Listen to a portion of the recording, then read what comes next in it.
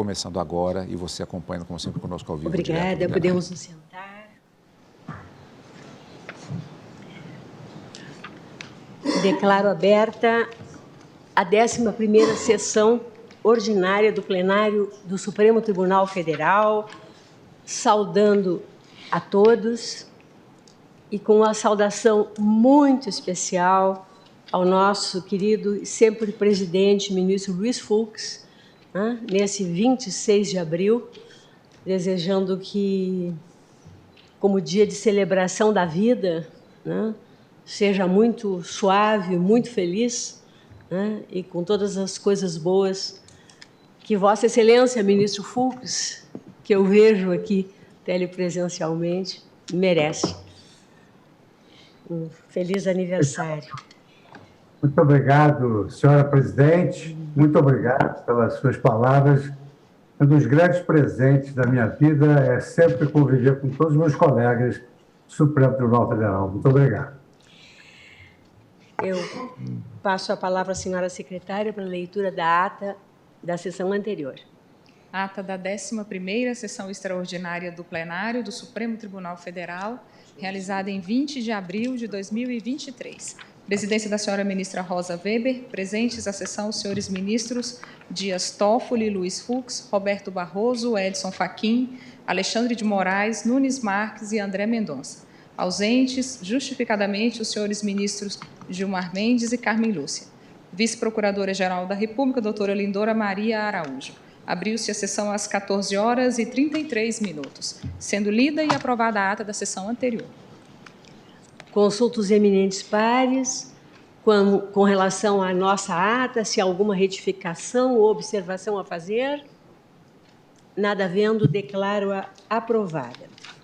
E apregou, para continuidade de julgamento, o recurso extraordinário 1.279.765,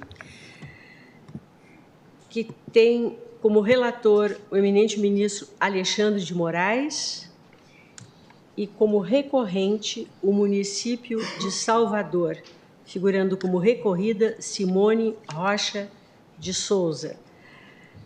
Esse recurso extraordinário diz com o tema 1132 da repercussão geral, aplicação do piso salarial nacional dos agentes comunitários de saúde e agentes de combate às endemias aos servidores estatutários dos entes subnacionais e o alcance da expressão piso salarial. E com relação a ele, a 1.484 processos sobrestados estão aqui relacionadas como pertinentes às ODS 3, Saúde e Bem-Estar, e 8 da Agenda 2030 da ONU, Trabalho Decente e Crescimento Econômico. Esse processo foi objeto de destaque no plenário virtual pelo eminente ministro Dias Toffoli. Na sentada anterior, tivemos a leitura do relatório pelo eminente relator, ministro Alexandre de Moraes, e as sustentações orais, que, como sempre, vão servir de farol, e nos auxiliar a refletir sobre temática tão relevante. Passo a palavra ao ministro Alexandre de Moraes para o voto. Obrigado, presidente. Cumprimento Vossa Excelência, ministra Rosa Weber, cumprimento a ministra Carmen, Lúcia, eminentes ministros. Um cumprimento especial ao ministro Luiz Fux, parabenizando pelo aniversário, desejando muita saúde, muita força, muita luz a esse grande magistrado e grande colega e grande amigo que é o ministro Luiz Fux. Cumprimento o vice-procurador-geral eleitoral, hoje representando a Procuradoria-Geral da República, o professor Paulo Gonet. Presidente, aqui, relembrando, recurso extraordinário submetido à repercussão geral, tema 1132, onde devemos definir a constitucionalidade ou não da aplicação do piso salarial nacional dos agentes comunitários de saúde e agentes de combate às endemias, previsto no artigo 198, parágrafo 5º da Constituição Federal, na redação dada pela Emenda Constitucional 63 de 2010 e instituído pela Lei 12.994 de 2014, aos servidores estatutários dos entes subnacionais. Eu, inicialmente, esclareço que afastei e afasto um pedido que foi feito de perda superveniente do objeto em razão da promulgação da Emenda Constitucional 120 de 2022. Inclusive, entendo que a interpretação deve ser feita também com a Emenda Constitucional 120 de 2022. A referida emenda, ela não suprimiu o direito dos entes nacionais de opção entre regime de CLT ou estatutário na submissão aos agentes comunitários de saúde. Ela simplesmente regulamentou ou explicitou a questão do piso salarial.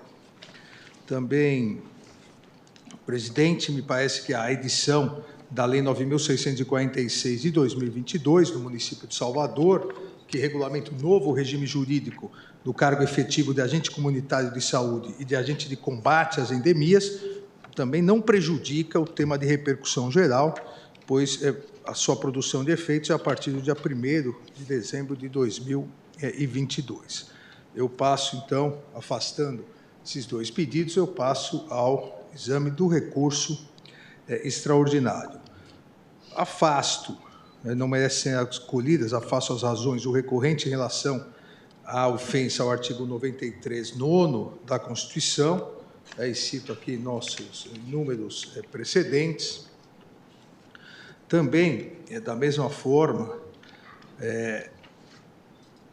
entendo, eu vou acelerar, presidente, porque aqui o voto, parte do voto já foi definido, eu vou concentrar no que me parece mais importante, que é exatamente a análise da questão constitucional. Ao recebermos a repercussão geral, ao considerarmos a repercussão geral, o plenário, por ampla maioria, entendeu existir repercussão geral de questão constitucional. E digo isso porque, embora, em alguns casos, o Supremo Tribunal Federal tenha considerado controvérsias assim de índole infraconstitucional, isso já foi ultrapassado pela composição plenária do Supremo Tribunal Federal no reconhecimento da repercussão geral. Aqui me parece importante fazer uma observação para aqueles que nos ouvem, nos assistem, mas não acompanham as votações da repercussão geral. Cada ministro vota se a questão é constitucional e se há repercussão geral. Então, obviamente, ao se reconhecer a repercussão geral, também a maioria votou pela questão constitucional.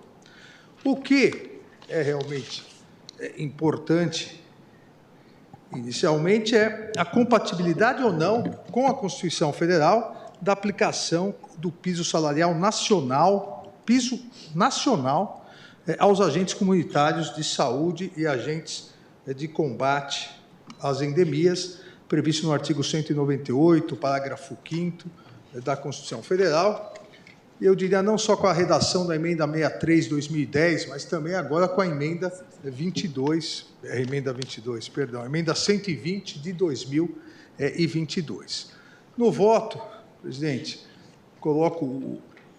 repito aqui, o minucioso histórico das normas constitucionais e legais que envolvem o debate feito na sentença, um detalhado voto, desde a redação original do artigo 198, parágrafo 5º da Constituição, a redação dada pela emenda 51 de 2006, que prevê, isso também é muito importante, que as ações de serviços públicos de saúde integram uma rede regionalizada e hierarquizada e constituem um sistema único, organizado de acordo com algumas diretrizes. E o parágrafo 5º, pela redação dada pela emenda constitucional 63,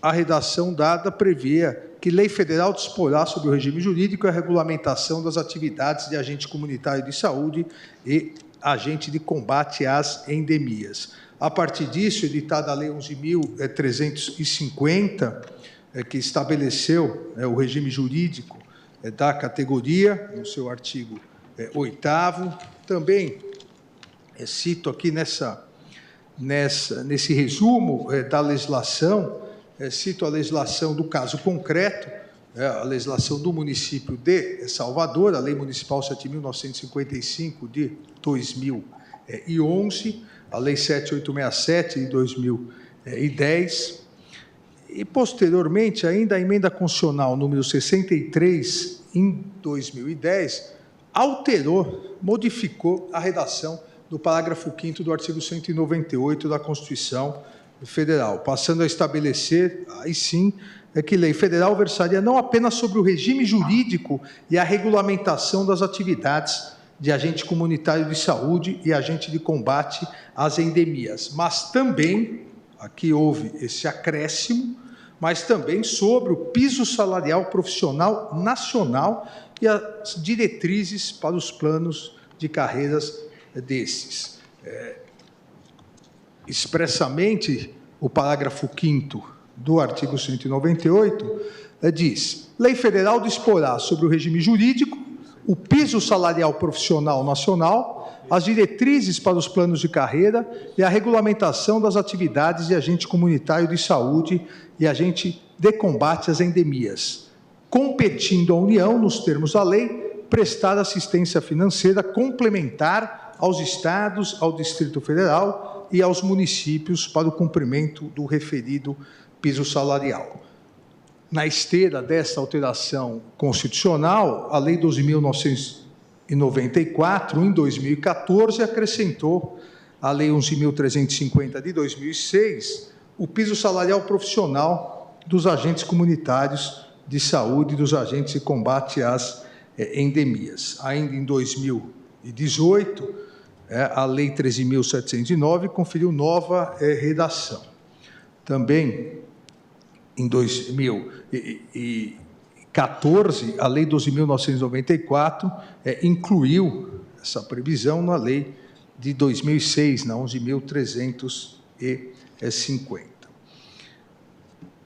Posteriormente, presidente, inclusive posteriormente ao reconhecimento da repercussão geral, mas me parece com total aplicação, e é necessário se interpretar em conjunto para decidir o presente caso, em 5 de maio de 2022, foi editada a Emenda Constitucional 120, que incluiu os parágrafos 7º a 11 no artigo 198 e passou a estabelecer, parágrafo 7º, o vencimento dos agentes comunitários de saúde e dos agentes de combate às endemias fica sob responsabilidade da União e cabe aos estados, ao Distrito Federal e aos municípios estabelecer, além de outros consectários e vantagens, incentivos, auxílios, gratificações e indenizações a fim de valorizar o trabalho desses profissionais. E o parágrafo 8º, que também é importante para a presente questão, os recursos destinados ao pagamento do vencimento dos agentes comunitários de saúde e dos agentes de combate às endemias serão consignados no Orçamento Geral da União, com dotação própria e exclusiva. Ou seja, com a edição da Emenda Constitucional 120 de 2022, a União, que antes expressamente havia essa previsão em relação à União. A União tinha, nos termos da lei, tinha a obrigação de prestar assistência financeira complementar aos entes subnacionais. A partir da Emenda 120 de 2022, a responsabilidade da União passou de uma assistência complementar a uma obrigação única. Quem é responsável, o ente federativo responsável para fixar o piso salarial nacional é a União. E o ente federativo responsável para pagar também é a União. E aqui não há mais nenhuma dúvida em relação a isso. E por isso que me parece, como afastei inicialmente, que a emenda 120 de 2022, ela não torna prejudicada a ação, ela complementa a interpretação necessária para resolver a presente questão. Porque, repito, expressamente, os recursos destinados ao pagamento do vencimento dos agentes comunitários de saúde e dos agentes de combate às endemias serão, esses recursos, consignados no Orçamento Geral da União, com dotação própria e exclusiva. Trata-se de responsabilidade única e exclusiva da União. Por que saliento isso, presidente? E pedir para distribuir a Vossas Excelências uma ratificação de tese. Eu, presidente, já havia colocado o meu voto no plenário virtual. O caso foi destacado pelo eminente ministro Dias Toffoli, o que demonstra, e aqui é uma outra questão importante a salientar, alguns críticos do plenário virtual acham que o Supremo Tribunal Federal não discute as questões no plenário virtual. Às vezes, são mais discutidas até do que no plenário presencial, porque durante uma semana nós podemos analisar, detalhar, e quando há essas dúvidas, as questões ainda não pacificadas, há a possibilidade de destaque, como fez o eminente ministro Dias Toffoli, a quem parabenizo não só pelo destaque, mas também pelo voto.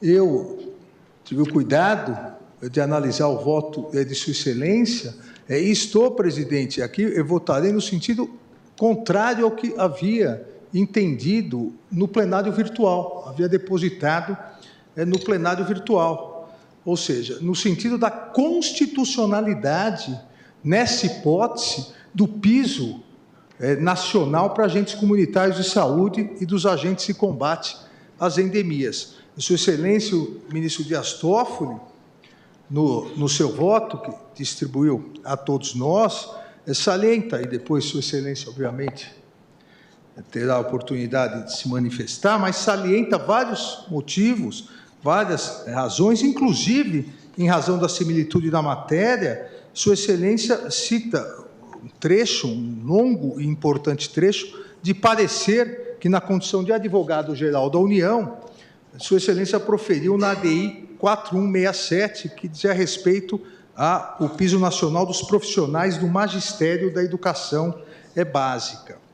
Isso realmente me fez reanalisar a questão, juntamente, presidente, com a emenda 120 de 2022, porque todos os argumentos que, num primeiro momento, me levaram a entender pela inconstitucionalidade, eles acabam, seja por simetria ao discutido na ação direta de inconstitucionalidade 467, seja em virtude dessa especificação mais detalhada da emenda constitucional 120 de 2022, todos esses argumentos não se aplicam na presente hipótese.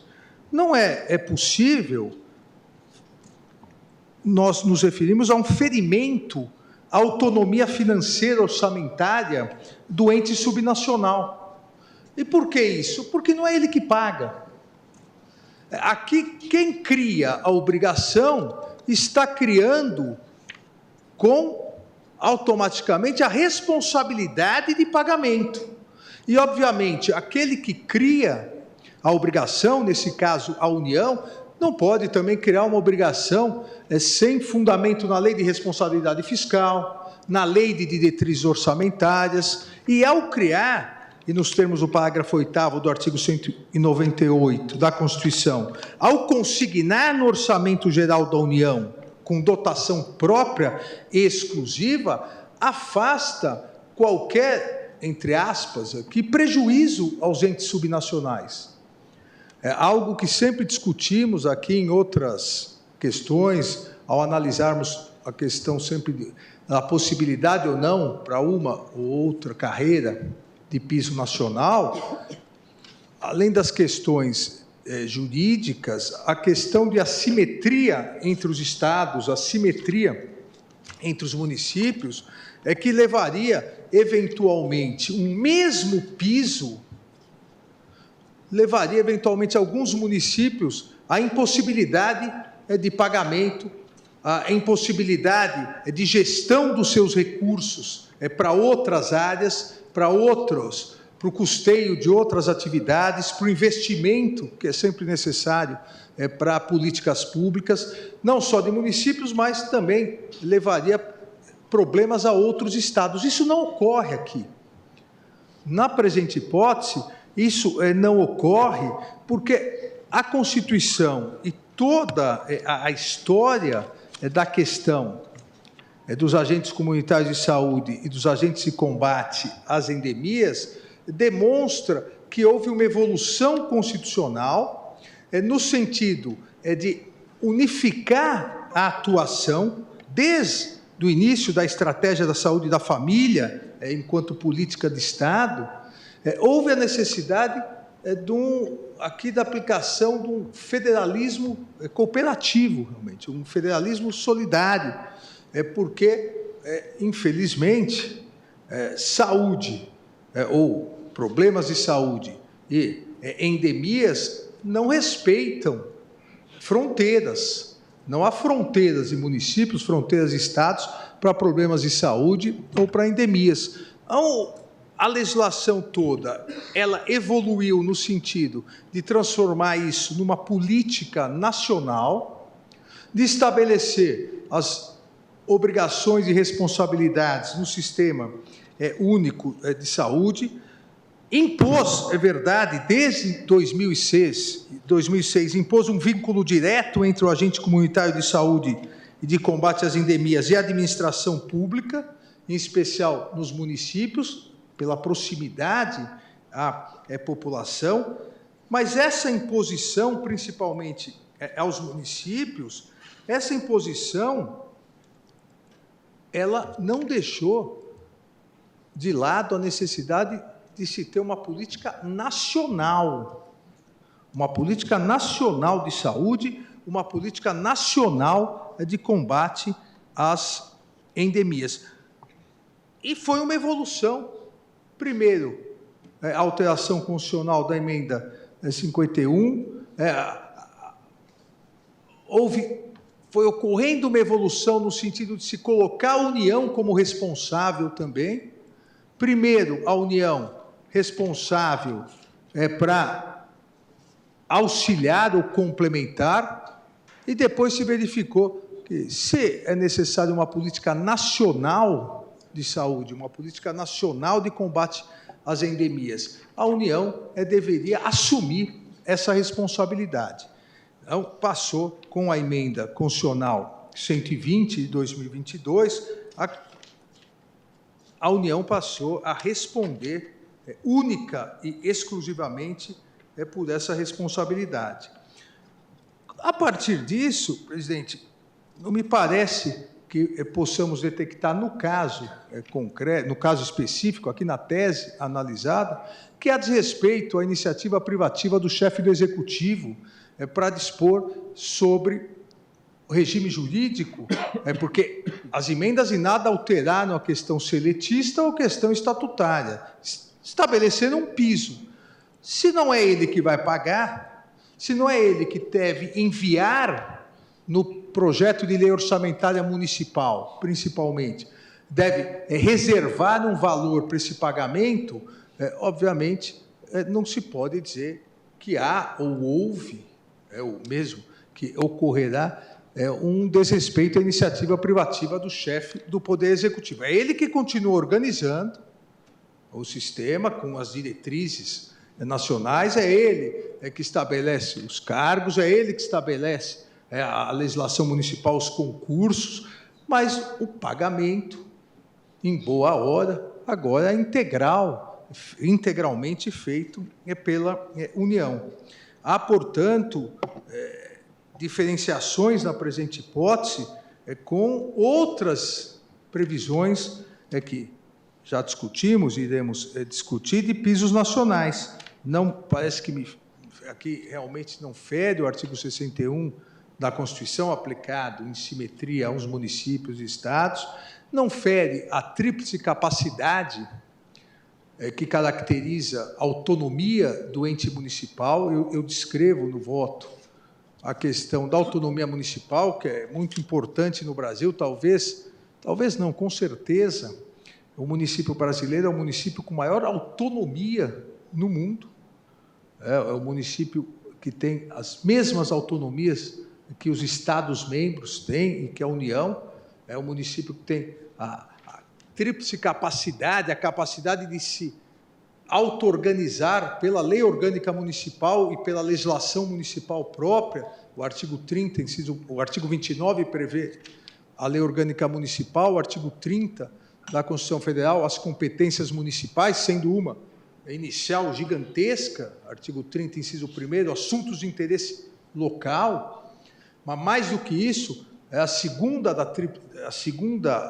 hipótese dessa tríplice capacidade que garante a autonomia municipal, a capacidade de eleger os seus representantes, prefeito, vice-prefeito, vereadores, e a terceira, que eventualmente poderia haver uma discussão de ferimento com a fixação de pisos nacionais, é a capacidade de, a partir de eleger os seus representantes, gerir administrativa e financeiramente, gerir o município. Obviamente, uma imposição que pudesse gerar algum prejuízo ao município na alocação das suas verbas, isso poderia ou deveria ser melhor analisado dentro da questão de autonomia municipal. Mas aqui eu repito, antes era uma complementariedade da União, agora não resta nenhuma dúvida.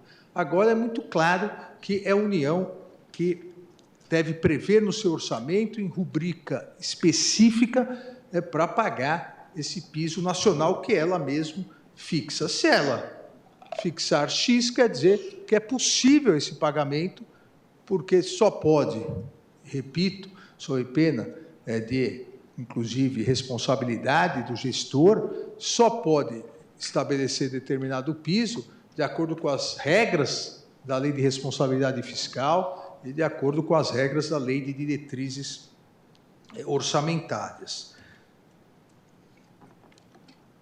O piso salarial, presidente, dos agentes, esse piso salarial nacional dos agentes comunitários de saúde e combates à endemia, tem expressa previsão na Constituição Federal, previsão no artigo 195, nos seus parágrafos, inclusive com a emenda constitucional 120 de 22, a partir disso, a partir de uma política nacional de proteção à saúde e de combate às endemias, é um meio de promoção específico do direito à saúde, observando o artigo 3º da Constituição da República, é um mecanismo constitucional nessa hipótese, é um mecanismo constitucional de combate às desigualdades regionais e um instrumento de valorização do trabalho com vistas à promoção da saúde, ou seja, a respeito ao artigo 4º também da Constituição Federal, nos termos de que aqui é um apoio da União, estabelecido por emenda constitucional, para conseguir combater da mesma maneira os problemas de saúde e as endemias que ocorrem de norte a sul no país, mas acabam ocorrendo em estados que não têm uma simetria econômica.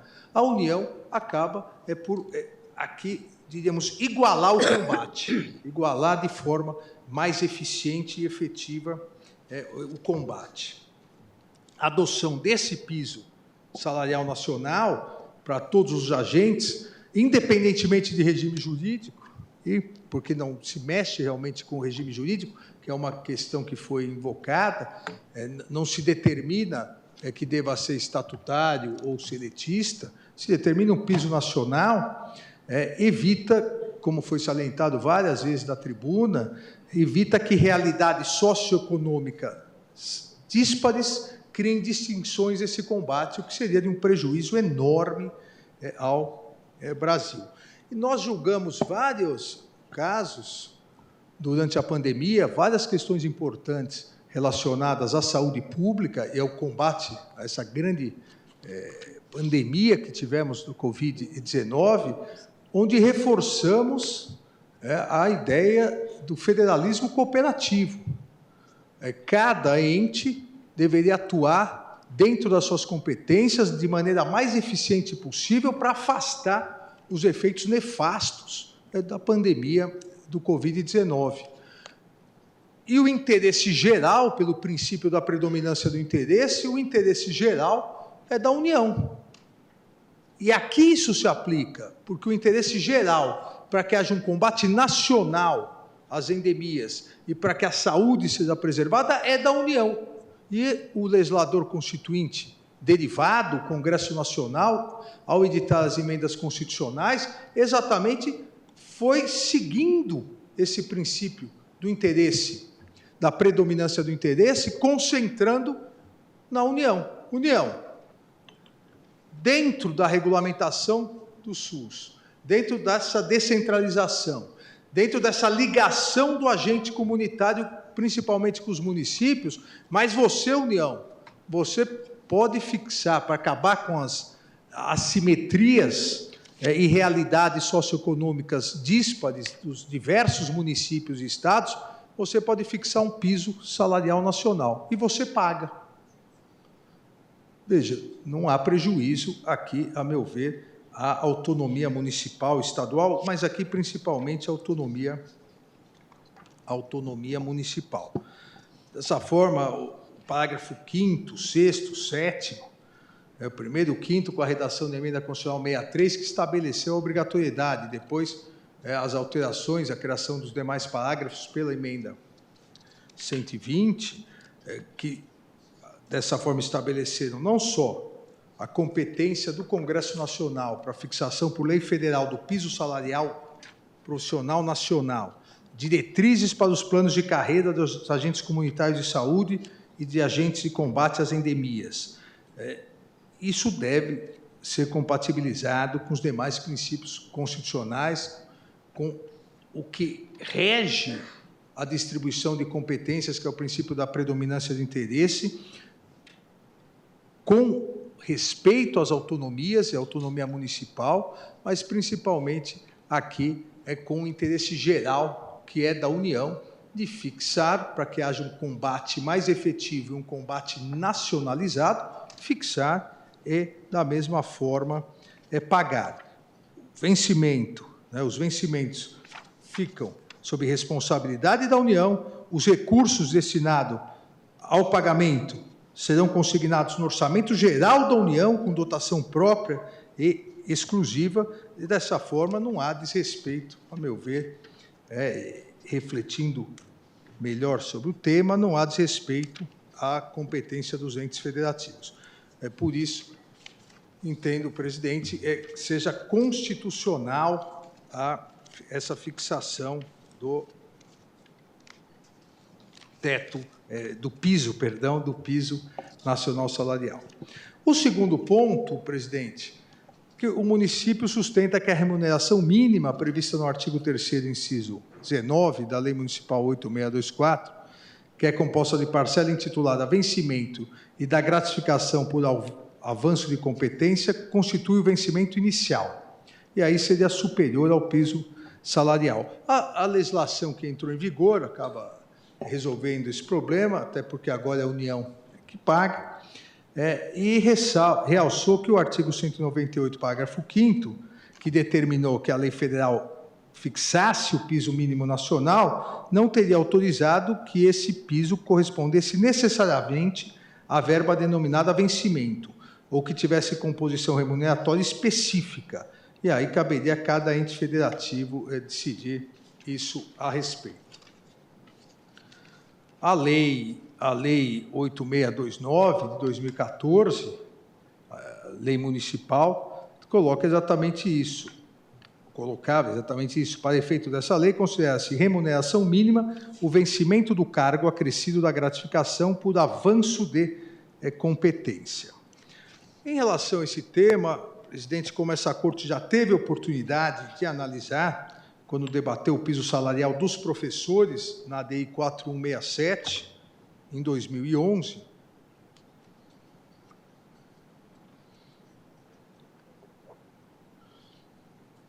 me parece, e também na suspensão de segurança 5236, em 2019, de relatoria do eminente ministro Dias Toffoli, e confirmando decisão anteriormente proferida pela ministra, a presidência da ministra Carmen Lúcia, sobre essa questão, o pagamento dos vencimentos acrescidos de verbas em caráter geral e permanente a toda uma categoria indistintamente, não tem o condão de desnaturar, a meu ver, o conceito de piso salarial. Nesse julgamento da DI 4167, transcrevo aqui o voto da eminente ministra relatora, se coloca exatamente essa questão, não vou repetir toda a leitura, mas se coloca exatamente essa questão, que as parcelas idênticas, elas fazem parte da remuneração. As parcelas permanentes, idênticas a toda uma categoria, elas fazem parte do conceito de remuneração. Obviamente, parcelas não permanentes, transitórias ou específicas em virtude da situação de cada pessoa, aí não fariam parte da remuneração padrão, diríamos assim. Da suspensão de segurança 5236, o ministro Dias Toffoli, do Estado do Pará, o ministro Dias Toffoli bem coloca isso no sentido exatamente de que se há uma padronização, essa é a remuneração como um todo. Eu cito aqui também a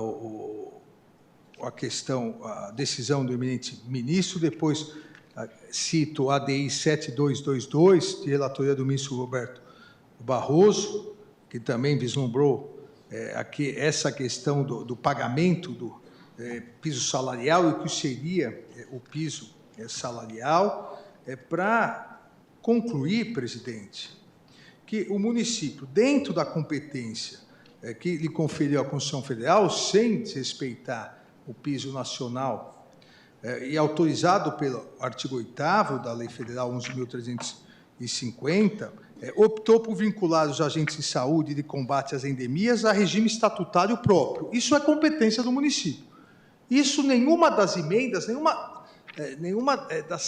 nenhum momento na sequência de emendas constitucionais, isso se alterou. Isso é competência municipal, e o município aqui de Salvador, como os outros municípios poderiam optar, aqui optou por vincular os agentes de saúde e de combate às endemias ao regime estatutário próprio e fixou remuneração mínima inicial, como sendo o vencimento do cargo acrescido da gratificação por avanço de competência, a qual, e isso é importante, me parece, a qual é paga em caráter geral e permanente a toda a categoria.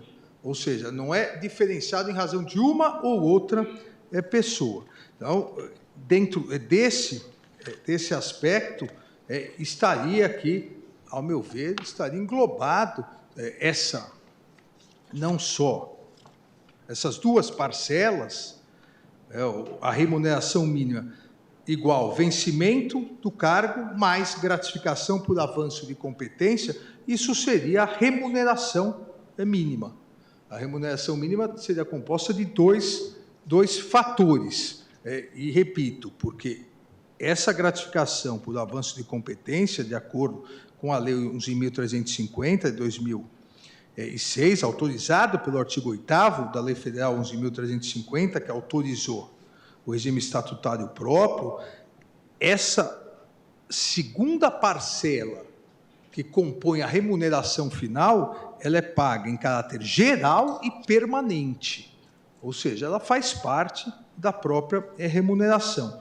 Em fazendo parte da própria remuneração, me parece que a expressão piso salarial deva ser interpretada como a contraprestação pecuniária mínima paga ao profissional da categoria, acrescida dessa segunda parcela, das verbas fixas, genéricas e permanentes, pagas indistintamente a toda a categoria. Para que não? Porque, na verdade, aqui não há obrigatoriedade, fazendo uma comparação com o que ocorreu a várias carreiras, aqui não há a obrigatoriedade de pagamento em subsídio único, uma única parcela. São duas parcelas, mas as duas parcelas são fixas, permanentes e de caráter geral. Todos recebem. A somatória da parcela A com a B dá a remuneração final. Essa remuneração final, a meu ver, é que deve ser considerada para fins de piso salarial.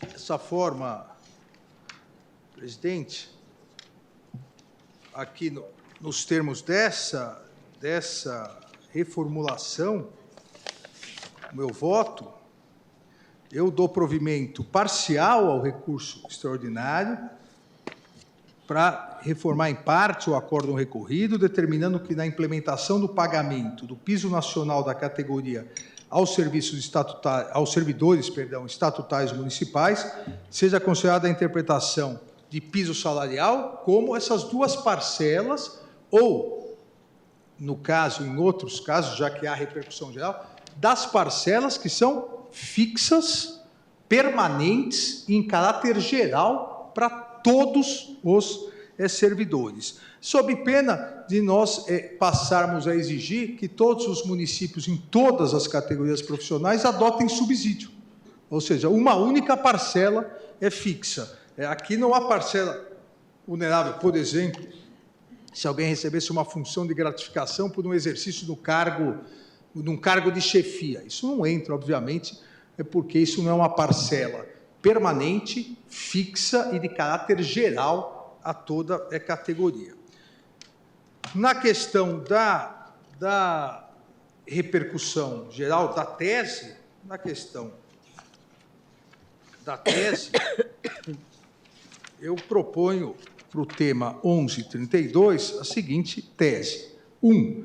É constitucional a aplicação do piso salarial nacional aos agentes comunitários de saúde e agentes de combate às endemias, instituído pela Lei 12.994 de 2014, aos servidores estatutários dos entes subnacionais, em consonância com o artigo 198, parágrafo 5º da Constituição Federal, com a redação dada pelas emendas constitucionais 63/2010 e 120/2022. A única diferença que faço em relação, uma complementação em relação ao item 1 da tese do eminente ministro Dias Toffoli, é que eu incluo a emenda 120/2022 para deixar mais clara a questão.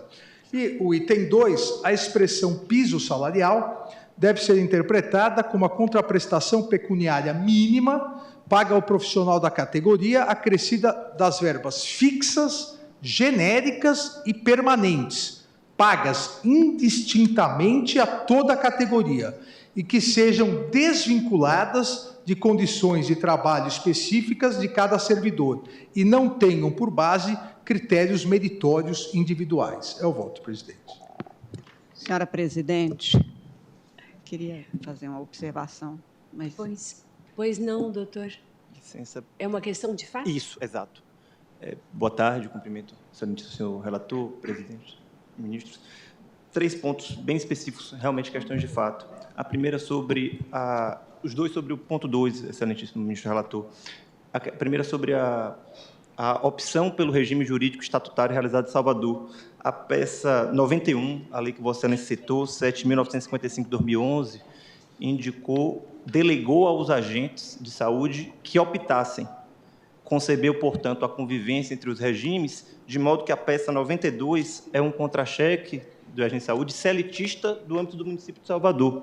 Então, esses regimes convivem, e isso é uma questão de fato a ser esclarecida, Excelência, porque a gratificação de competência que foi contada, ela não é dada em caráter permanente, portanto, deve ser excluída do piso. 1, porque ela não está nesse contra-cheque, peça 92 dos autos. 2, porque o próprio município, na lei de 2022, que estabelece o piso, cortou o artigo 4º da lei de 2022 do município de Salvador, citada pelo excelentíssimo senhor ministro relator, 9.646 de 2022, peça 146 dos autos, em seu artigo 4º, cortou esta gratificação de permanência para os agentes, demonstrando que ela não é a gratificação paga em caráter permanente. É o doutor Wilson Chaves, é isso? É o doutor Wilson Chaves de França? Aqui, Yuri Arléu, Excelência, advogado da recorrida. Yuri Oliveira Arléu. Obrigada, doutor.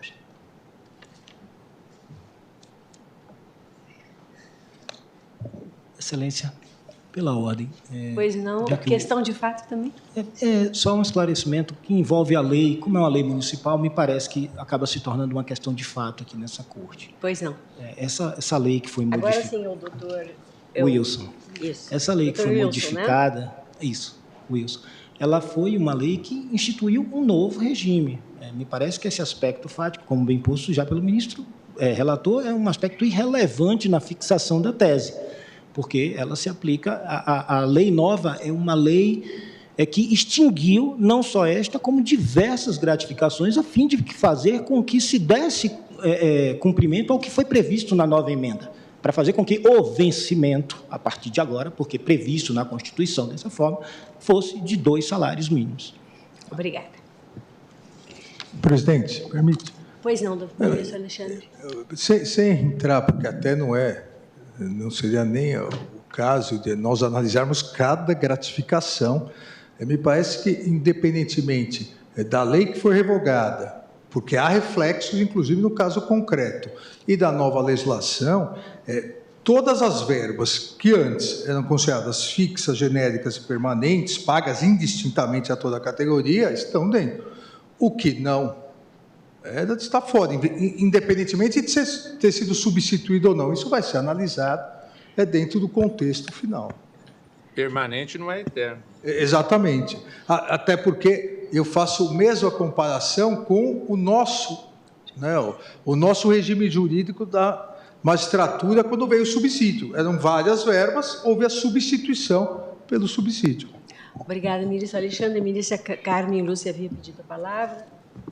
Com licença ao ministro Toffoli, que é quem teria que se pronunciar agora, apenas para nem há um esclarecimento, ministro Alexandre, é só para ver se está perfeitamente enquadrado. Mas antes, cumprimento o presidente, Vossa Excelência, os senhores ministros, o senhor vice-procurador-geral, doutor Paulo Gonet, senhores advogados, servidores, todos que nos acompanham. Apenas, ministro Alexandre, para ver se está devidamente acertado assim. Nós temos aqui uma situação, digamos, um pouco especial. O servidor é do município e quem paga, vamos dizer, é o vencimento mesmo. Aqui não é a remuneração, porque a remuneração se compõe do vencimento mais gratificações, parcelas, etc. Então, este vencimento, que é composto do fixo referente ao cargo, mais esta parcela correspondente a, como Vossa Excelência definiu, for referente ao cargo, em razão da função, de maneira genérica e permanente. Este aqui compõe o que Vossa Excelência define, está aceitando como sendo este piso, certo? Então, aqui, a peculiaridade da situação constitucional desse servidor é que ele é servidor do município. Vossa Excelência enfatizou agora, ao final do voto, exatamente, não se alterou nem regime jurídico, de que não tratou, isso está aí no artigo 37, valendo para todo mundo, pode se valer disso ou não, pode vir até alguma mudança, de um lado. De outro, o vínculo é com o município. Por que isso é importante do que Vossa Excelência anotou?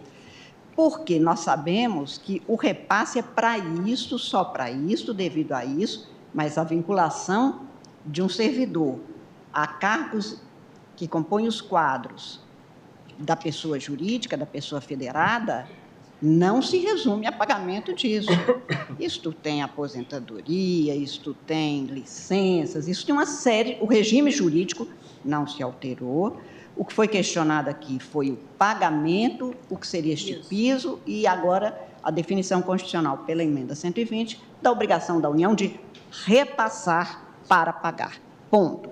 Não estamos tratando de outros assuntos, até porque, como isso se refere a todos os municípios e estados e Distrito Federal, nós vamos ter situações as mais variadas, desde alguns que tinham uma carreira, desde outros que não são de carreira, desde alguns que têm, como Vossa Excelência lembrou, ele pode ser exatamente um agente comunitário, mas que coordena um grupo, digamos.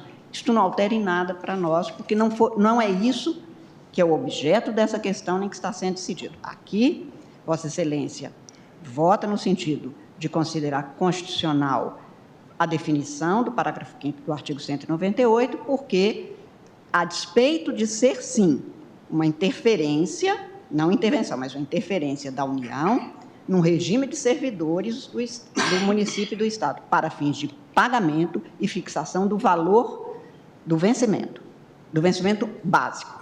Nada impede que tenha até mais, mas só que aí a União não vai ter que pagar. Aí é o município que paga. Aí o município ou o Estado é que paga. Mas o certo é que nós estamos tratando só deste ponto, e eu estou enfatizando, porque Vossa Excelência afirmou no belíssimo voto e mais longo, para enfatizar do que estamos tratando, deste objeto. Exato. O servidor é do município, do Estado, continua sendo. O regime jurídico é o que for fixado, que já estava fixado. Por isso, é de pouco interesse, talvez, o advogado enfatizou, o contra-cheque. Não, o contra-cheque, como é que paga, o que foi, isso é a forma, isso é processo, procedimento, isso é outra coisa. O que nós estamos tratando é o agente comunitário tem esse direito constitucional e a União tem um dever constitucional e o município também tem o direito constitucional de exigir que lhe seja repassado nos termos orçados, portanto, previsto em orçamento aquilo. E este é o dever da União com os municípios e com os estados e com o Distrito Federal, este é o direito do agente comunitário, é isso que, de maneira clara, está sendo definido. Tudo mais, regime jurídico, licença, eu estou dizendo porque alguém pode dizer, mas aonde? Não. Isso aqui é o que a Constituição definiu, nós estamos dizendo que este pagamento é constitucional. E até aqui é exatamente isso que está, Carmen. E uma complementação, que às vezes quem nos ouve não está acostumado com a administração. O que a administração municipal, estadual, federal, muitas vezes faz? Para não ter problemas entre categorias diversas, fixa uma remuneração padrão X, para falar que todas ganham a mesma coisa. Vencimento. Fixa o vencimento. O vencimento X. Só que aí dá uma parcela, e essa parcela é para todos, é permanente, por ter curso superior, por exemplo. Só que essa parcela, ela faz parte da remuneração, às vezes é maior. E é maior, às vezes, do que o vencimento, que é o caso. Mas para que não tenha problema entre carreiras. Na verdade, o problema surge sempre, mas há um discurso político que não há problema entre carreiras. Então, a pergunta que eu faço e respondo na questão do que é o piso salarial, qual é a contraprestação pecuniária mínima, é o seguinte: todos vocês, agentes comunitários desse município, recebem isso de forma idêntica? Essa é a remuneração final, composta de algumas parcelas. Ministro Alexandre, Vossa Excelência me concede uma Por favor. Embora não queira antecipar o debate, mas só para compreender, eis que Vossa Excelência iniciou o pronunciamento do voto, noticiando a alteração da compreensão que houvera inicialmente lançado no plenário virtual. Nada obstante, quanto à noção de piso, Vossa Excelência manteve o que assentou no voto. Exato, isso sim. Pois não. Obrigada, então, ministra Carmen Lúcia. Eu que agradeço, e agradeço ao ministro Alexandre e ao ministro Toffoli. E agora eu concedo a palavra ao ministro Dias Toffoli, que apresentou destaque no plenário virtual. Boa tarde, senhora presidente, senhora ministra Carmen Lúcia, senhoras, senhores ministros, senhor procurador-geral eleitoral, aqui representando a Procuradoria-Geral da República, os advogados, especialmente os oficiais, servidores, todos que nos acompanham. Um especial cumprimento também ao querido ministro Luiz Fux, nesse dia de hoje. Pensava que iria encontrá-lo aqui para dar um abraço pessoalmente, mas à distância segue os nossos desejos de felicidades, que Deus o abençoe sempre.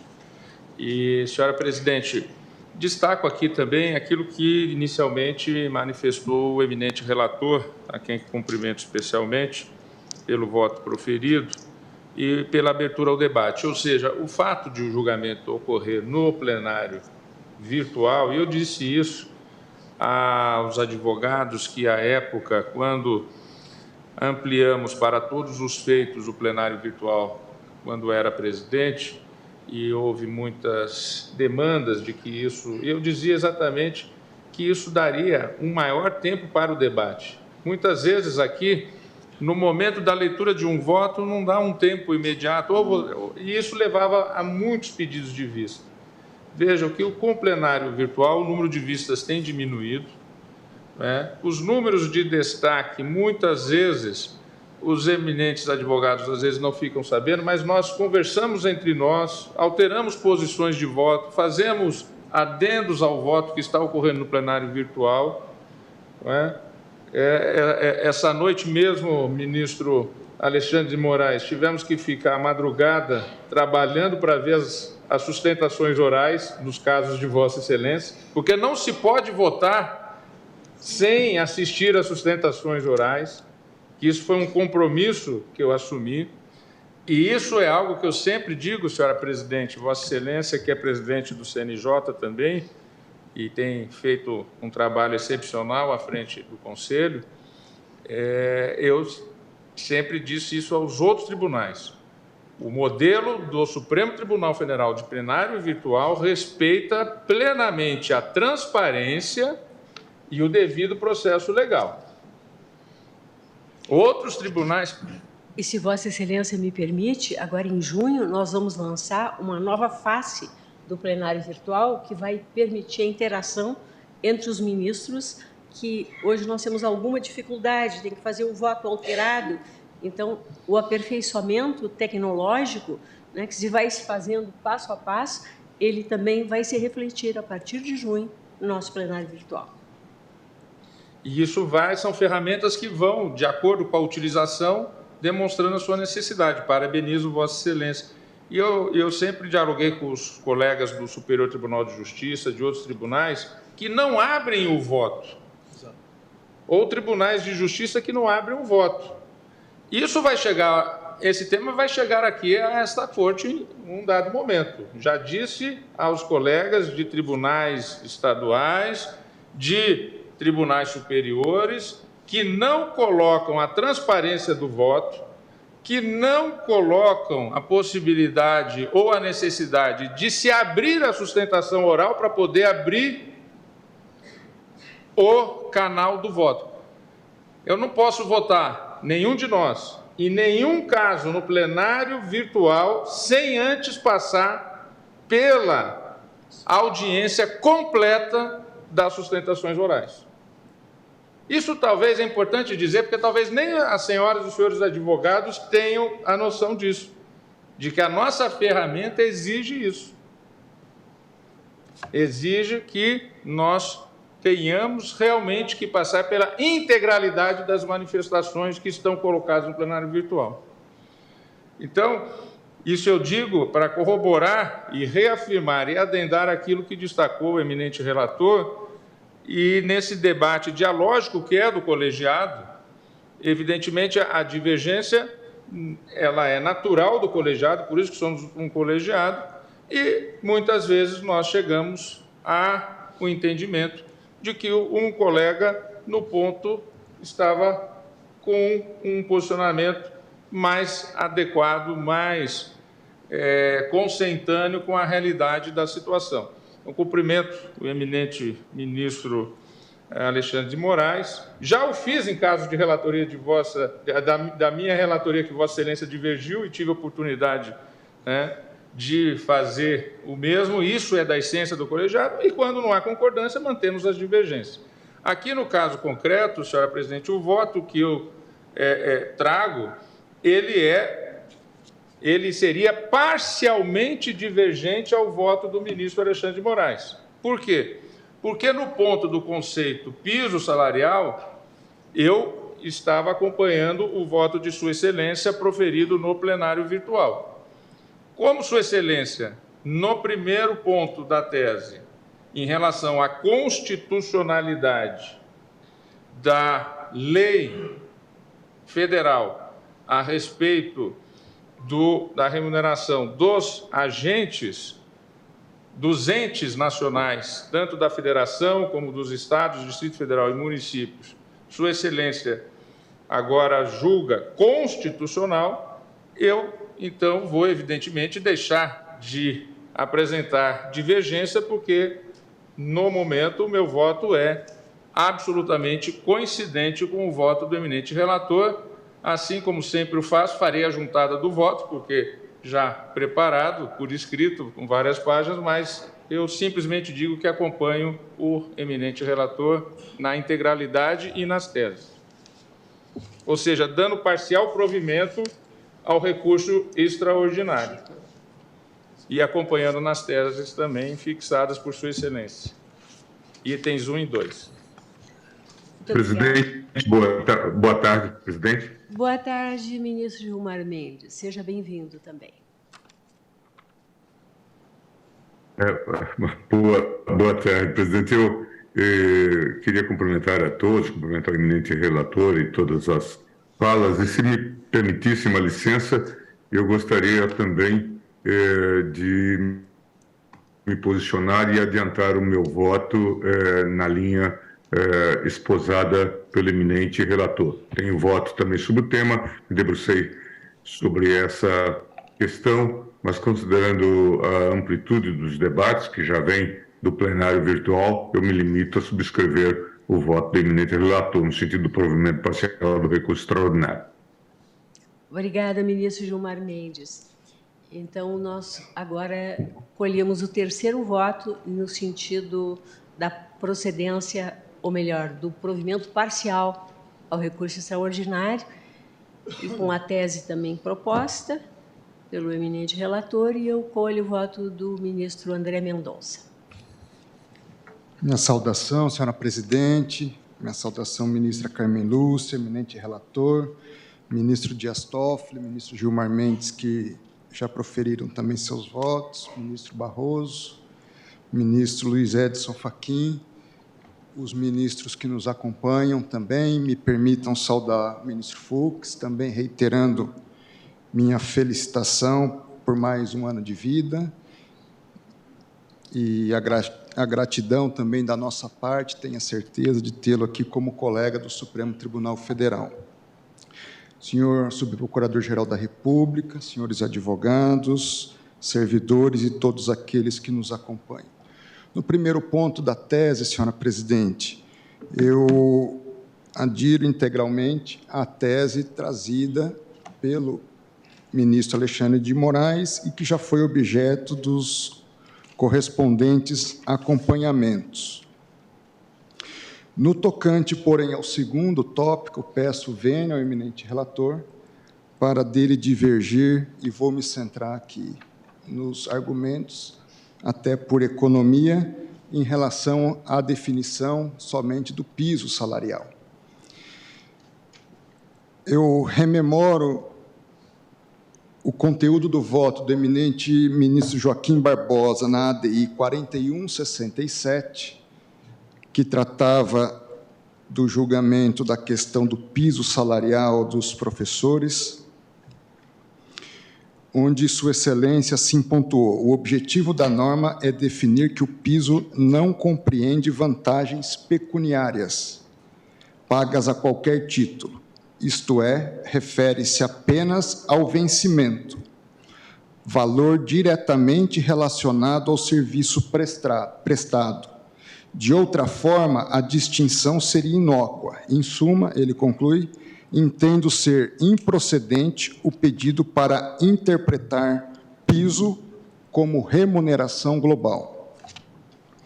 No presente caso, o artigo 9A da lei que regulamenta o piso salarial dos profissionais de saúde aqui tratados especifica que o piso salarial profissional é o valor abaixo do qual a União, Estados, Distrito Federal e os municípios não poderão fixar o vencimento inicial da carreira. Então, nós temos que definir o que constituiria esse vencimento inicial. E eu me socorro, para tanto, do Estatuto do Servidor Público, a Lei 8.112, que é uma norma geral correspondente à disciplina do serviço público e também naquilo que corresponde à questão dos pagamentos aos servidores públicos. Artigo 40. Vencimento. é a retribuição pecuniária pelo exercício do cargo público, com valor fixado em lei. Artigo 41. Remuneração.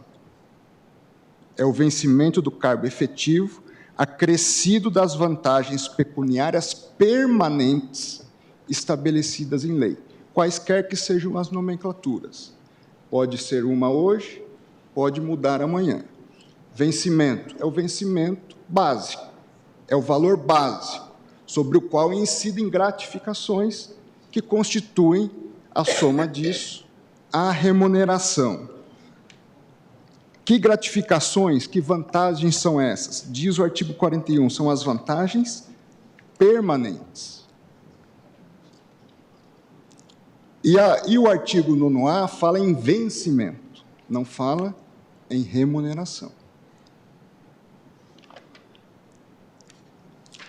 Dito isso, eu divirjo da tese, eu me alinho ao entendimento de que o piso salarial corresponde àquilo que constitui o vencimento e não as verbas pecuniárias correspondentes, sejam elas fixas, genéricas ou permanentes, pagas indistintamente a toda a categoria. Por óbvio, não compreende os valores correspondentes a uma função específica, cargos comissionados, etc. Portanto, nesse segundo ponto, a tese que eu proponho é a expressão piso salarial deve ser interpretada como definida pelo artigo 9A da Lei 11.350 de 2006, ou seja, como vencimento inicial das carreiras de agente comunitário de saúde e de agente de combate às endemias, sem considerar o acréscimo de qualquer espécie de gratificação ou verba remuneratória. E, no tocante, portanto, à conclusão do julgamento, com as já referidas e mais respeitosas vênias, eu voto no sentido de negar provimento ao recurso extraordinário, para assim manter o acordo recorrido, julgando procedente o pedido inicial, determinando a implementação do piso nacional da categoria nos termos da Lei 11.350 de 2006 e regulamentos correspondentes. É como voto, senhora presidente. Muito obrigada, ministro André Mendonça. Colho agora o voto do ministro Nunes Marques. Senhora presidente, ministra Rosa Weber, ministra Carmen Lúcia, senhores ministros, senhor subprocurador-geral da República, senhora secretária da sessão, senhores advogados, senhores servidores, uma boa tarde a todos. Senhora presidente, antes de mais nada, quero saudar o nosso querido ministro Luiz Fux pela passagem natalícia, lhe desejando muita saúde, muita paz e muita felicidade extensiva a toda a sua família. Quero também parabenizar o eminente relator pelo percussiente voto, que, quanto ao mérito, não tenho nada mais a colaborar com o que já fora dito por Sua Excelência. Mas, quanto à tese, me preocupa essa definição, porque ela pode transcender os umbrais do limite desse processo. Estaríamos aqui a fixar a definição de piso salarial. E lembrando uma chega feita pelo ministro Dias Toffoli, a exemplo de uma remuneração de caráter permanente, ela não é eterna. Então, me preocupa muito essa definição de piso salarial, quando até então essa definição dizia respeito ao vencimento básico do servidor. E isso vai retratar diretamente na sua aposentadoria. E volto a me utilizar da expressão dita pelo ministro Dias Toffoli.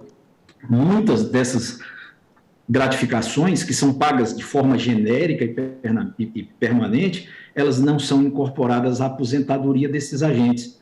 Somente respeitando, ou melhor, definindo o piso salarial como vencimento básico, é que se garante que eles tenham, de uma forma prospectiva, após a aposentação, esse ganho de qualidade de vida. Então, é a única divergência mínima que eu tenho em relação ao voto do eminente relator, como fez o ministro André Mendonça, é que o piso salarial seja assim definido como vencimento básico do servidor. É como eu voto, senhora presidente. Ministro Nunes Marques, não é mínima. Esse é o ponto. E presidente, permite? Pois não, ministro Alexandre de Moraes. Nós corremos aqui um risco de aumentar o custo enormemente. Recentemente, o CNJ suspendeu e depois o TCU suspendeu um caso absolutamente análogo aqui em relação à magistratura. O que se pretende com a divergência? A remuneração total era 10. 5 mais 5, mas para todos. Então, vamos dizer, prestou o concurso, vai ganhar 10. Não interessa se tem o adicional por tempo de serviço, não entra nisso.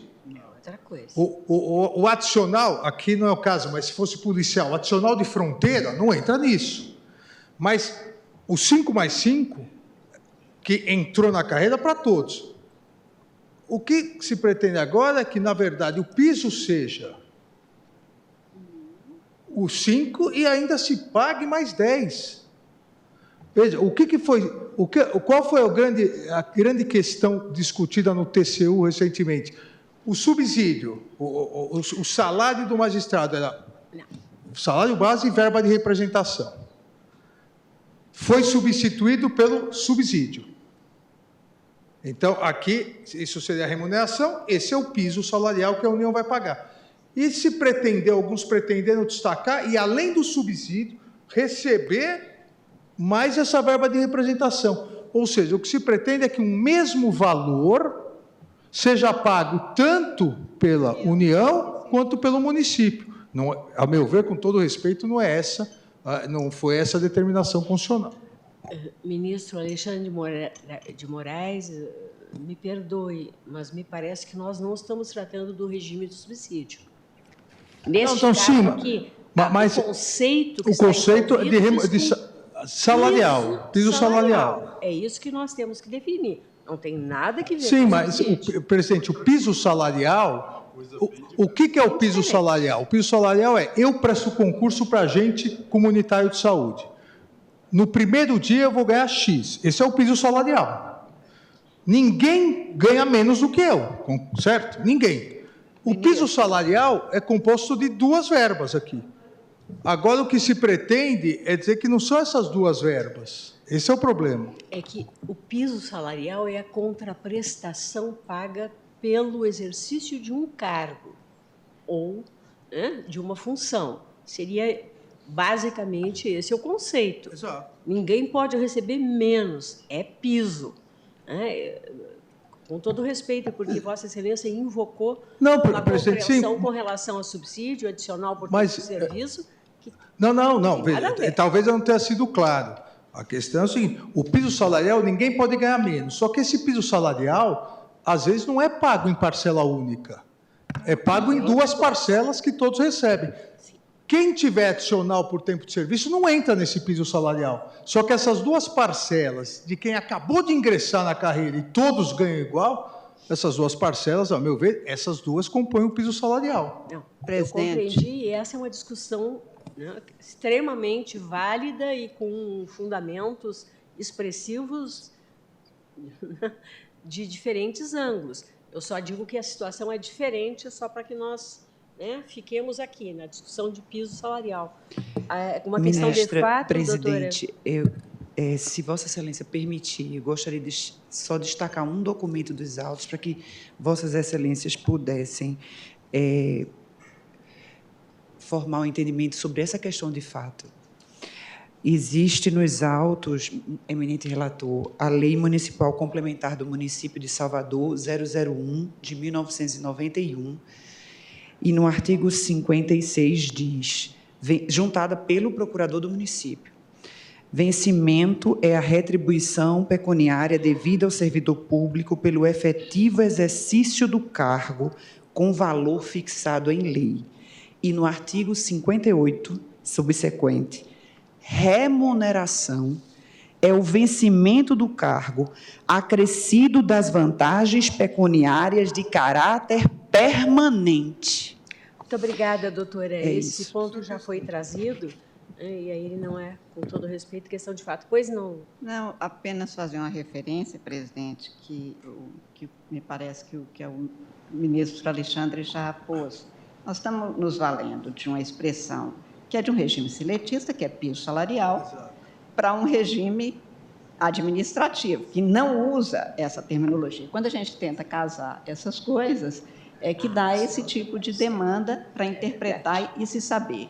Como aqui nós temos um vencimento, e a própria Constituição faz referência ao vencimento, parece-me que o que o ministro Alexandre e também o ministro Toffoli, já acompanhado pelo ministro Gilmar, estão dizendo aqui, o vencimento, diferente do que se poderia alegar, pode ser composta de um total que é atribuído pelo exercício do cargo ou por mais de um, eu vou dizer parcela, eu não gosto muito da palavra parcela, só porque a Constituição diz que, quando fala em parcela, fala em o subsídio fala em parcela única. Ora, se é parte, não é único. Né? Há uma confusão qualquer aí. Mas, de toda sorte, aqui é isso. Este vencimento, que corresponde ao que é definido como piso salarial, pode ser composta de um valor fixado, né, no correspondente ao cargo, neste valor, mais tanto em razão exatamente do exercício daquela função. Isso é o que o ministro Alexandre, me parece, aquela hora que eu perguntei era para deixar claro isso. Estamos falando disso. Alguém é coordenador, alguém está numa situação de insalubridade. Esses acréscimos não são, portanto, nem genéricos nem permanentes e não compõem isto que é o vencimento, que este está a cargo da União e este compõe, portanto, o vencimento a ser, enfim, bancado pela União. Se é que eu entendi bem a proposta, apenas para deixar claro isso. Senhora presidente, eu penso que a manifestação, né, e a luz que traz a ministra Carmen Lúcia elucida bem esse debate. Só agregaria o seguinte, porque, ao fim e ao cabo, o que nós temos aqui é a teleologia da norma federal. O que a norma federal quer? Ela quer que, em todos os entes da federação, nacional e subnacionais, não se tenha um valor total que seja inferior a X. Que seja inferior a X. A terminologia utilizada, e penso que foi muito oportuna a intervenção da ministra Carmen Lúcia, não pode nos levar a uma reinterpretação que significa aquilo que acabou de dizer o relator. Ao invés de 5, vai ser 5 mais 10. Porque a teleologia da uniformização federal, ela foi para que se tenha um piso, para usar o termo, um piso mínimo igual em todos os entes da Federação Brasileira para quem exerce essa atividade de agente comunitário de saúde ou de endemia. Então, evidentemente que isso não exclui aos municípios outros adendos, outros acréscimos. O que a norma federal procurou e a emenda constitucional procurou efetivar é que teria, sim, um piso mínimo e esse piso mínimo tem que ser garantido pelos entes da federação e, inclusive, com recursos da União para socorrer os entes em relação às suas necessidades. É isso. Então, aqui, se nós formos, com a devida vênia do ministro André Mendonça, julgar pelos conceitos técnicos da lei do Estatuto do Servidor Público, nós estaríamos subvertendo a intenção do próprio legislador federal e dando um acréscimo que não foi o objeto da legislação federal ou da própria emenda. Mas não se exclui dos municípios e dos estados do Distrito Federal fazê-los. Assembleia Legislativa, Câmara de Vereadores, e toda a produção normativa subnacional fazer acréscimos. Mas aqui nós estamos a julgar a constitucionalidade da norma diante de um enforcement da União para estados, Distrito Federal e municípios. Vossa Excelência me permite uma parte, ministro Toffoli, já que eu creio que se iniciou o debate. Por esse raciocínio, Vossa Excelência, apenas estou verificando quais são as posições congruentes e dissonantes. Fixado um piso nacional para os agentes desta atividade de saúde, isso significa que no município esse piso pode ser alcançado por aquilo que integra o vencimento básico, mas, na verdade, compreende também a remuneração. Logo, o vencimento básico agente de saúde no município será menor do que o piso nacional. Este me parece ser o problema. Me permite também, até pelos esclarecimentos e a defesa feita pelo ministro Dias Toffoli,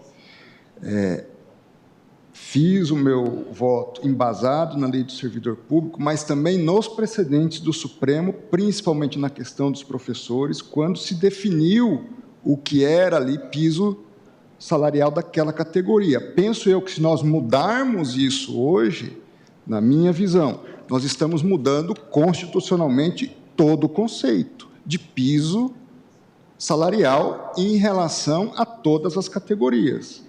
Então, talvez tentando trazer uma equação num sentido para essa situação, nós estamos criando, penso eu, sem uma análise mais acurada, uma série de consequências que, em relação a outras decisões que o Supremo Tribunal Federal já tomou em relação à definição de piso salarial. Mas Vossa Excelência concorda que um vencimento pode ser composto de uma parte fixa, inicialmente para o cargo, mais esta parcela que a lei estabeleceu, ou não? Não, a leitura que eu faço é a leitura não só do que dispõe ali no artigo 40 e 41, que fala que qualquer outra verba permanente, ela inclui o conceito de remuneração, mas não o conceito de vencimento. Presidente. Pois é, então, para Vossa Excelência, tem que ser uma única parcela, o vencimento é uma única parcela e... Sobre o qual normalmente incidiriam aquelas verbas, aquelas gratificações. Sim, mas aqui a lei fixou um outro dado, a ser incluído neste total. Exato. Ministra Carmen, me permite... Por favor. Qual que me parece o grande problema que nós temos que pensar, porque é a repercussão geral. Determinado município fixa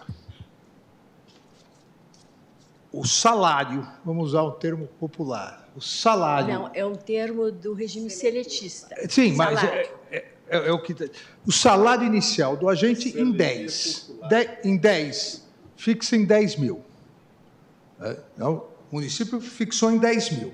Só que fixou salário ou piso e verba de representação para todos. Todos que prestarem concurso e ingressarem no primeiro dia vão ganhar 10 mil.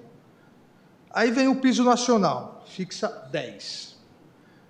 Se nós entendermos que os 5 mais 5, que todos ingressaram ganhando 10, não é o piso, só essa verba chamada salário é 5, não a remuneração, a pessoa, então, automaticamente, dos 10 vai passar a ganhar 15. Não foi essa a intenção. Por mais que mereça ganhar 15, 20, a intenção foi, ninguém pode ganhar menos do que 10. Nós chegaremos no município e perguntaremos, alguém de vocês ganha menos do que 10, independentemente das condições pessoais, das verbas pessoais? Não, o salário, a remuneração inicial de quem presta concurso é 10.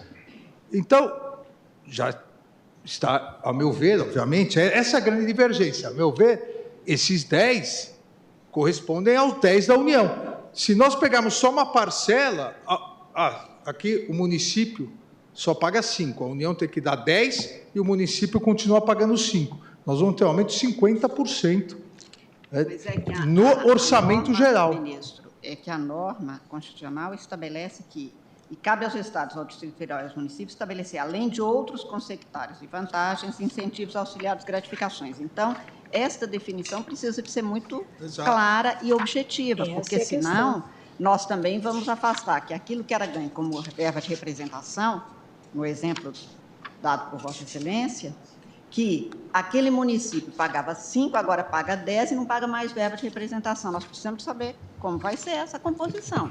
Me permite também dar... O ministro Fachin já tinha alertado. É por isso que tem que ser a verba fixa, genérica e permanente.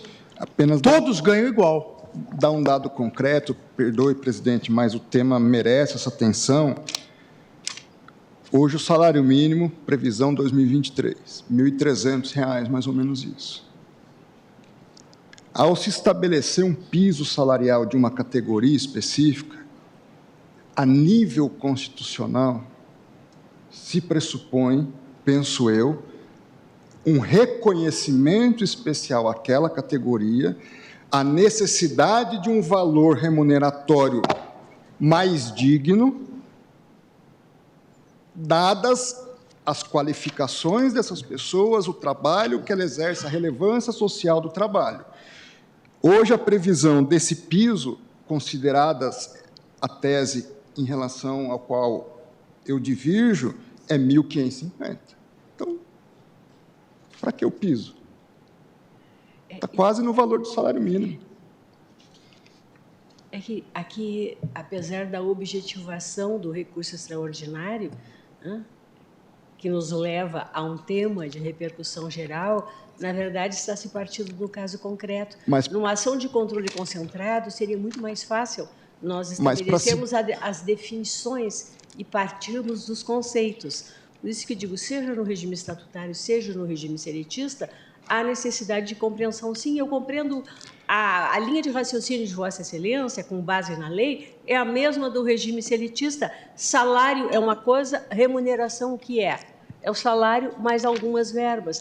Agora, o próprio ministro Alexandre, quando votou, ele ainda fez a referência em alguns locais, para não surgir problema com outras categorias, se dá para uma determinada categoria um reajuste, na verdade, de vencimento no regime seletista, com uma outra denominação, para evitar que outras categorias, né, se insurjam, ou digo. Então, essa talvez seja a nossa grande dificuldade. Senhora presidente. Pois não. Não, por favor. Senhora presidente, eu só queria rememorar aqui que a emenda do acórdão da repercussão geral. Inclusive, eu fiquei vencido. O tema 120. O tema. Tá. O recurso é do município de Salvador. Isso. 11, eu nem abriria, para usar a expressão do ministro Marco Aurélio, um embrulho, porque eu fiquei vencido. Eu entendi que não havia tema constitucional e nem repercussão geral da questão. Vejo aqui a ata. O tribunal, por maioria, reputou constitucional a questão. Vencidos os ministros Dias Toffoli, Carmen Lúcia, Edson Fachin e Ricardo Lewandowski. Não se manifestou a ministra Rosa Weber. É naquela época antiga que acompanhava, então, a posição do relator. O relator foi o ministro Fux.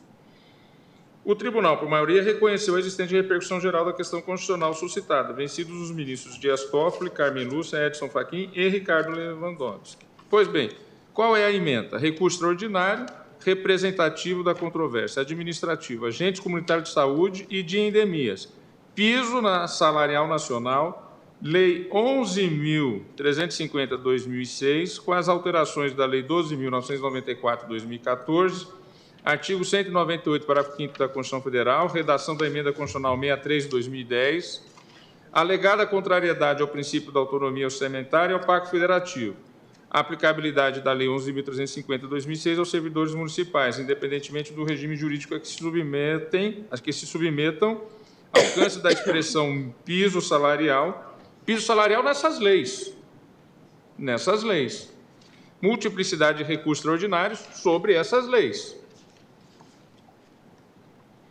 dissenso jurisprudencial, papel uniformizador do Supremo Tribunal Federal, relevância da questão constitucional, manifestação pela existência da repercussão geral. Ou seja, qualquer definição que nós venhamos a dar ao conceito de piso salarial será única e estritamente relativo às respectivas categorias abrangidas pela legislação aqui tratada. Não será uma repercussão geral que irá repercutir universalmente em todas as carreiras do serviço público em todos os entes da federação. Era isso que eu gostaria de esclarecer. Esse aspecto é muito relevante, sem dúvida. Presidente. Pois não.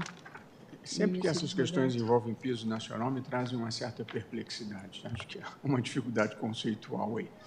Mas eu leio o artigo 198, parágrafo 7º, na redação da emenda constitucional número 120. Diz assim: o vencimento dos agentes comunitários de saúde e dos agentes de combate às endemias fica sob responsabilidade da União. Considero muito importante essa proposição. E aí continua: e cabe aos Estados, ao Distrito Federal e aos municípios estabelecer, além de outros consectários e vantagens, incentivos, auxílios, gratificações e indenizações a fim de valorizar o trabalho desses profissionais. A minha leitura é de que a parte sob responsabilidade integral da União, integral, porque fora disso eu acho que seria inconstitucional, e vou dizer isso do meu voto, é o piso. E o município tem a faculdade, a prerrogativa política de querer ou não querer acrescentar vantagens àquele vencimento. Quando nós todos estudávamos, Carmen e eu, pelo menos, fizemos de faquinha, fizemos concurso para procurador do Estado, nós aprendemos remuneração igual vencimento mais vantagens. Mas as vantagens não são propriamente um direito subjetivo, elas são concedidas ou não. De modo que, se eu bem entendi, essa é a posição do ministro Alexandre e com ela eu estou de acordo. Portanto, é piso. O município pode querer pagar mais, se puder, não é obrigado, mas pode. Essa que é a leitura que me parece correta desse dispositivo na redação da emenda constitucional 120. E creio que essa é a posição do ministro Alexandre, que me parece bem. Para essa realidade. Porque nós só estamos falando. Porque senão a União seria responsável para pagar, além daquilo que é um piso nacional para todos os entes da federação, também aquilo que lhe aprover lá no município de Marília, no município de Pindamonhangaba, no município de Santos.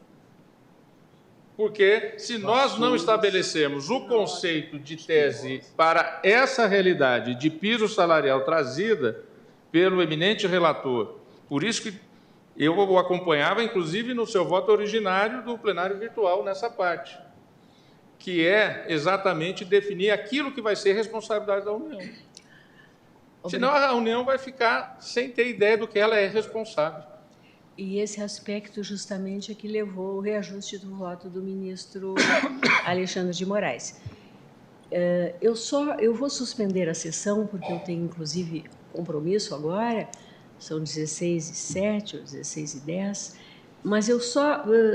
Ministro Nunes Marques, eu fiquei com uma pequena dúvida. Vossa Excelência está acompanhando o voto do relator ou o voto do ministro André Mendonça? Eu fiquei com dúvida, me perdoe. Senhora presidente, diante dos debates, né, eu preciso desse intervalo para saber.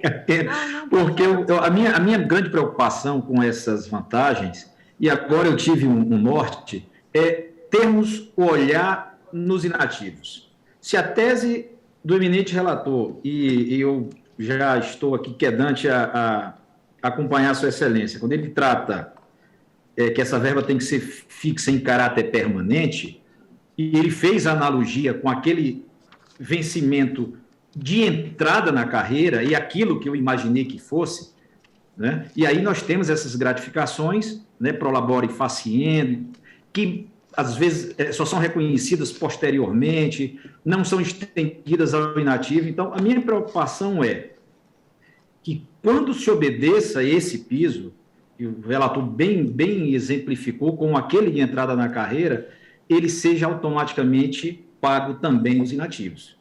Com esse olhar, eu, durante o intervalo, eu estou fazendo análise tentando mitigar a tese de Sua Excelência, do bom sentido, ministro Alexandre de Moraes, gratificação por gratificação. E até agora, confesso que não achei nenhuma hipótese que fugisse à tese de Sua Excelência. Então, muito provavelmente eu acompanho, mas como a gente está no intervalo, eu deixo para concluir meu voto em relação à segunda parte da tese, após o intervalo, se Vossa Excelência se me permitir.